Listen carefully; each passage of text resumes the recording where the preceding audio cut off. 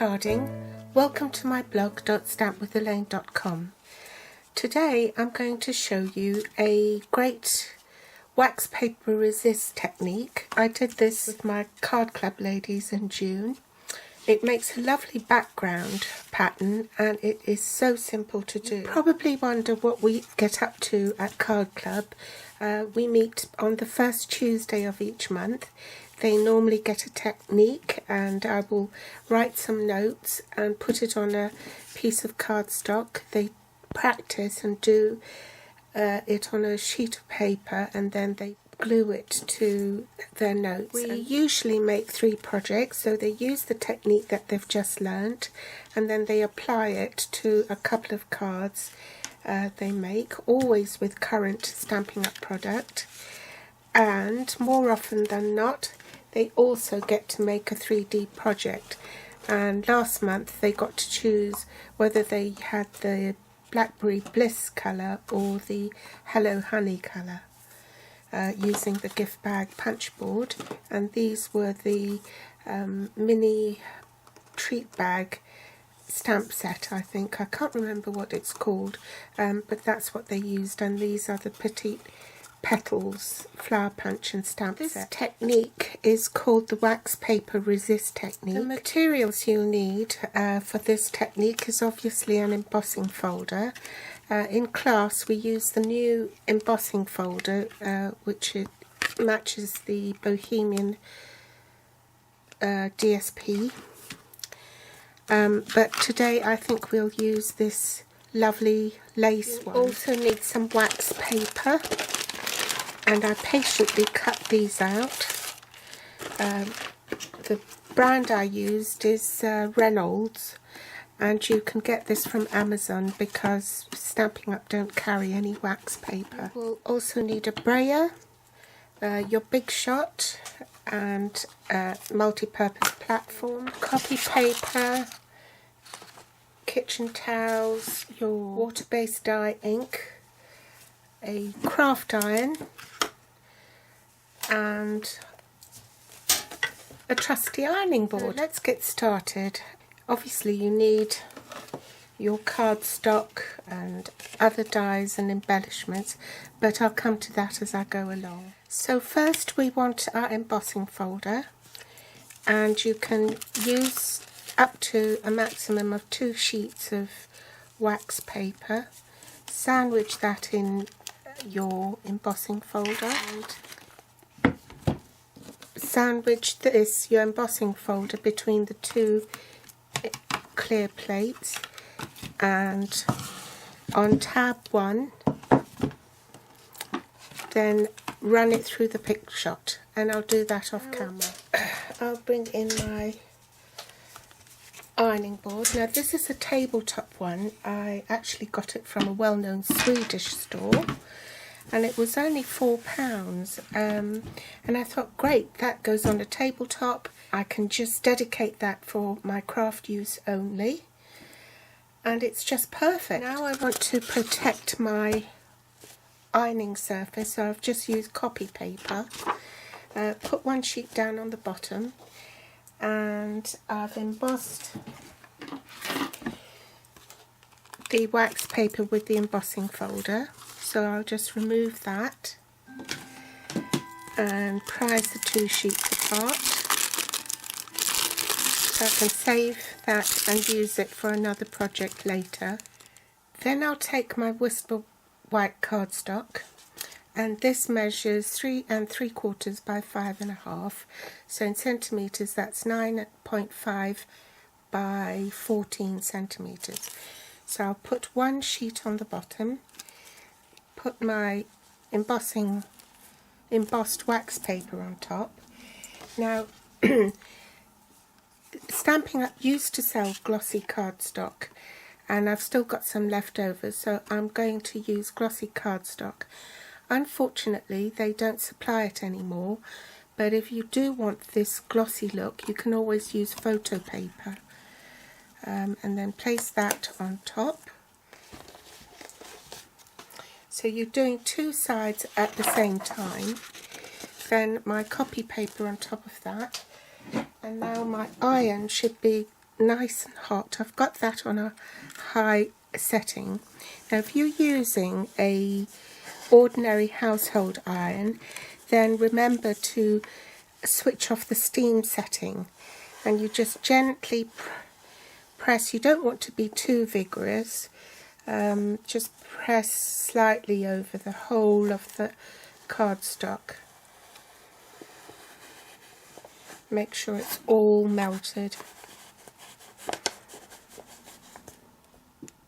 Take that off. Take this off, and hopefully you can see a slight pattern there. No, you can't, can you? You probably see it better on the glossy cardstock. Now I'll bring some scrap paper in and use my brayer. I've got my kitchen towel ready, and this is the Whisper White one, so let's try and ink that one up first.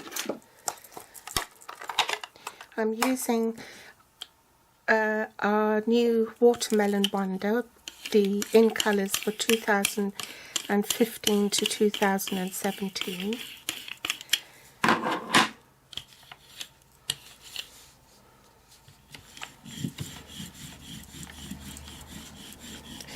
And then just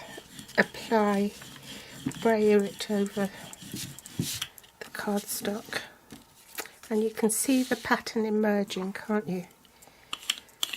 More ink.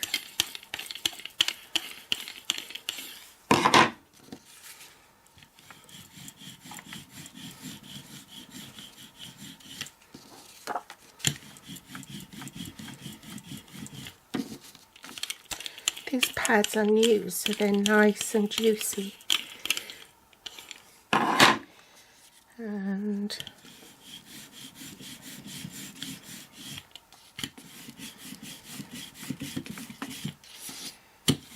it does seem to cover better with the glossy cardstock, whereas with the ordinary Whisper White we had to go through it several times.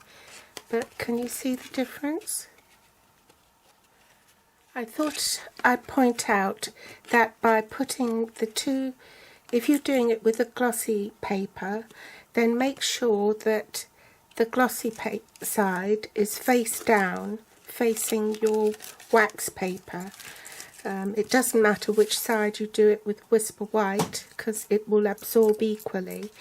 But with glossy paper, the other side is just plain, so you need to be sure that the glossy side is face down and flush with the wax paper. Then you just rub the surface to take off any excess ink, and that will make your pattern pop. So let's do it with this one as well. It's probably not so obvious with the Whisper White, because the Whisper White I think is more absorbent. So the next step is to cut the deco label, and to cut that I'm cutting it from crumb cake cardstock, and it uses the deco labels. And there are 4 sizes, so you're using the smallest being number 1, so that will be number 2 and number 3. The magnetic platform this time, your base cutting plate, followed by your cardstock, your 3rd largest die, top cutting plate, and then you're ready to run it through the big one. I'll do is the wax resist one. So base cutting plate, cardstock, die, the 2nd largest die, top cutting plate, and we're ready to run that through the big shop. Next I want to stamp with the flying flourishes, and I'll use, which one shall I use? The biggest one. So I'll be using the Watermelon Wonder ink, ink it up, and I just want to stamp the corners. Maybe just a tad in the middle, a little bit there. And I've cut this at 1 inch by 6 inches. I'm going to pop that in the middle of the card. Now, I'm a big advocate of using the silicone mat because when you're putting fast fuse, I'm using fast fuse for speed, but you can use the new tear and tape that Stampin' Up carry. And I use the silicone mat because then the sticky bits don't get stuck to your grid paper, and then you find you can't take it off and it ruins your card. And then just trim off the edges.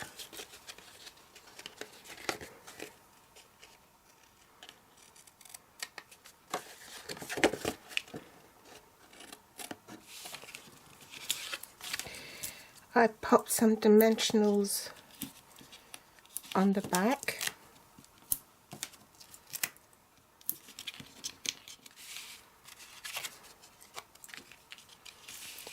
Center that on the card. The Serene Silhouette stamp set. This used to be in the clamshell and I just transferred it to a DVD box. But if you're buying it from new, it'll come in a nice case like this anyway, with a proper artwork for it. I just had to make my own. And I'm going to use this lovely butterfly image, which I'll have to fussy cut. To use the 1 3/4 inch punch to punch out a scallop circle from crumb cake. Next we'll pop a couple of dimensionals on the back.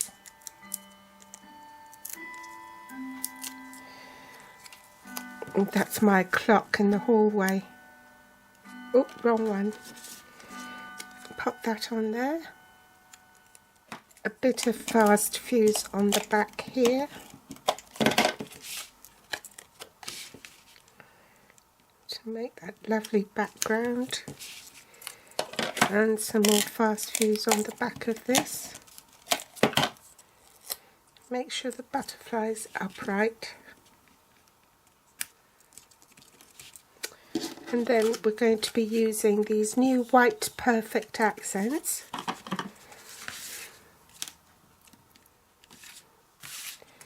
And pop one on either side. So, there you have it. I hope you've enjoyed today's tutorial.